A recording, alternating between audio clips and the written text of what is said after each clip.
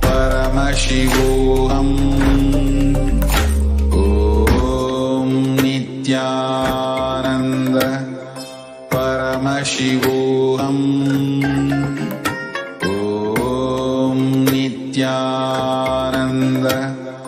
Paramashivoham. Om Nithyananda.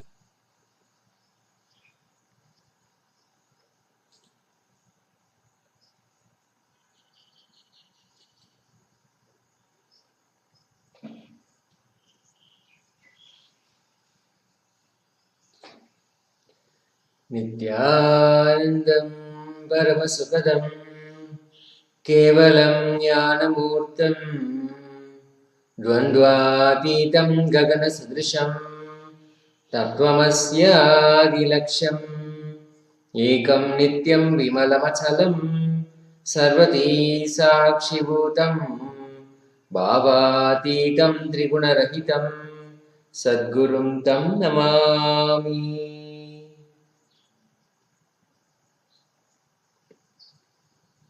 With the grace and unending compassion of Jagat Guru Mahasannidhanam, His Divine Holiness, Bhagavan Nithyananda Paramashivam, we welcome you all with our love and respect. We welcome all of you to yet another exciting, life-altering Nithyananda Satsang. Yesterday was the International Peace Day, and His Divine Holiness, Bhagavan Nithyananda Paramashivam, delivered the message. Whoever inspires the real peace brings liberation and all the best things of the world to you.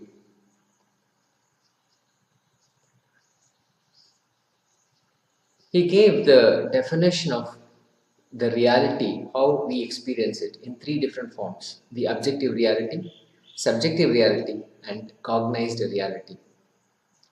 Constantly we keep working on the objective reality, thinking that is the way that we can change things, we can alter our experience. But ultimately it is our cognized reality, the reality that we ultimately experience as our assumptions, our opinions, our decisions. Based on that, how we experience life and what is happening on the outside. This presents the only opportunity to change the cognition. Swamiji has beautifully laid out how cognition is changeable. The way that we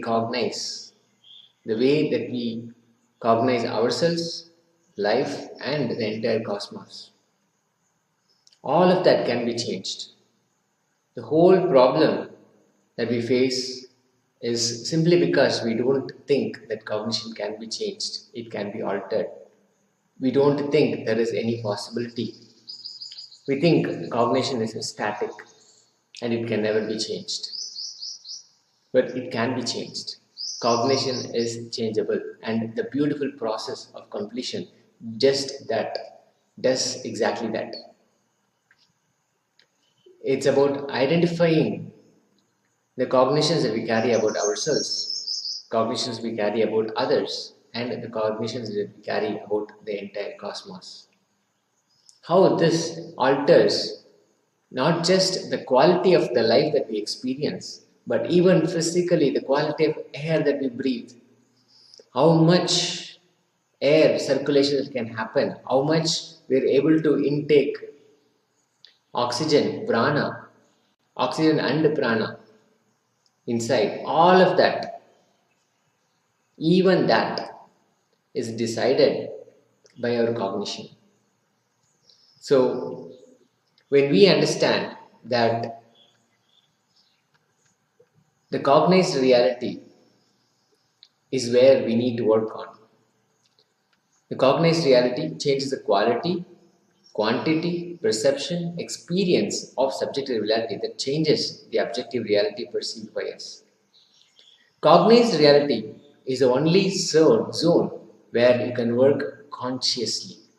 You can apply your consciousness and alter cognition, which is, in other words, the completion process.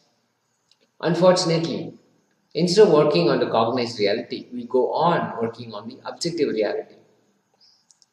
The ideas which make us work on objective reality, showing objective reality as our first priority, is what Swamiji calls the pious fraud. It makes us feel objective reality is too important, too real, and needs to be attended immediately. Anything that is told to us in a very loving way, only then we start listening. And this is exactly the inroads, the way that Maya enters, in a very pious way, convincing us it is good, whatever is happening is good. That is what is called a pious fraud. The objective reality, making us believe that it is for our own good, that we are asked to make a certain decision, live a certain way, or move to a certain ways. This is how the chaos instigators of society, they get inside.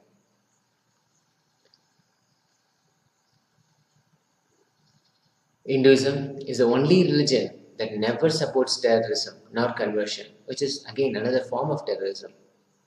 Physically killing, mentally killing in the course of time is conversion. Conversion is like your third generation is killed. Terrorism is killing you immediately. That's the only difference.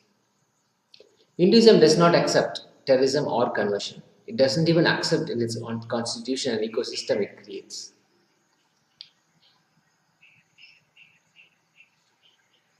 Hinduism is all about openness, extreme joy, ecstasy, spiritual bliss, enlightenment. If you're standing up for Hinduism, you are standing up for real peace. If you're standing up for real peace, you're standing for Hinduism.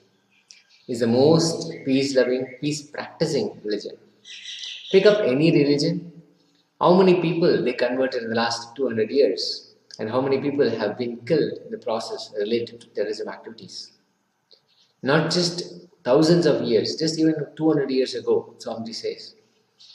The worst fanatic people will realize, even the worst fanatic people will realize, Hinduism is the most peace-loving, peacekeeping and peace-loving religion. Loka samasta sukhino bhavantu. Let the whole world be happy and blissful. Every chanting, every prayer in Hinduism ends with Om Shanti, Shanti, Shanti. Peace, peace and peace. Hinduism is the real religion. Loving peace, living peace at the individual level, social level and global level. Wherever Hinduism is practiced, it used to be practiced and it was the religion in 56 nations, 200 states and 10,000 kingdoms or samsthanas. Even losing all of that, it is actually not a loss to Hinduism. It is a loss to planet Earth and human beings as a whole. Wherever Hinduism is practiced, kept alive, the ideal of global peace is kept alive. If we Hindus keep the global peace as a living possibility and mean to make this global peace as reality,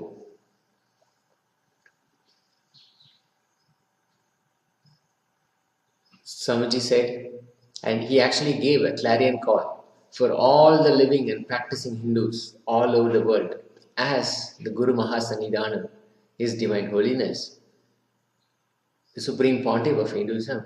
He gave this clarion call on this International Peace Day, September 21, 2020. Let us all take the responsibility for global peace. We need to keep the global peace ideal alive. Hinduism is the most authentic way to bring peace to you individually, socially, and globally. And as always, Swamiji took the responsibility along with whoever wants to join and gave an invitation to all the living and practicing Hindus to be part of this global responsibility to bring global peace as a reality.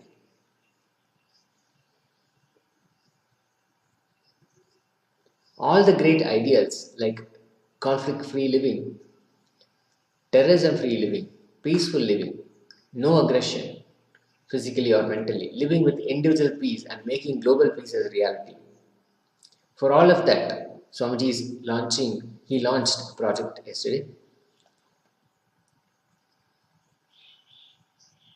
The project is about creating micronations. Constitutionally, those countries give freedom. His request as Guru Mahasannidhanam, His Divine Holiness, Bhagavan Nithyananda Paramashivam, made a request to devotees and disciples to form as many micronations as possible. This project, launched on International Day of Peace,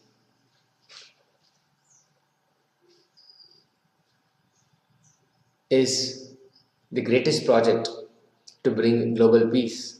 To start working for it at all the levels, individual, social and global levels. The location to go for, to identify yourself and you join and be a part of this great project is tinyurl.com/Kailasa Micronations. That is Kailasa Micronations.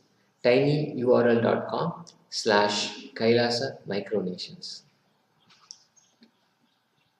Now it is time for all of us to sit in Upanishad with Jagat Guru Mahasannidhanam, His Divine Holiness, Bhagavan Nithyananda Paramashivam. Let us sit straight, prepare ourselves, closing our eyes, sitting in Padmasana as much as possible, or Ardha Padmasana, or even if that doesn't work, sitting cross-legged on the floor.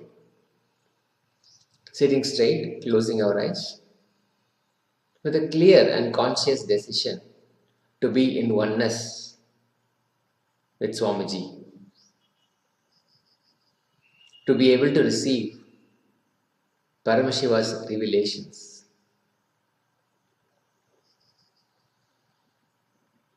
that we will be here and available to imbibe all the revelations from Sri Kailasa. Let us chant the Mahavakya. Om Nithyananda Paramashivoham. Om Nithyananda Paramashivoham. Om Nithyananda Paramashivoham.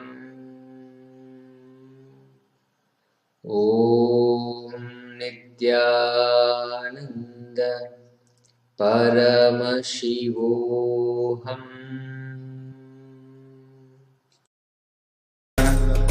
Paramashivoham. Om Nithyananda Paramashivoham. Om Nithyananda Paramashivoham. Om Nithyananda Paramashivoham. Om Nithyananda Paramashivoham.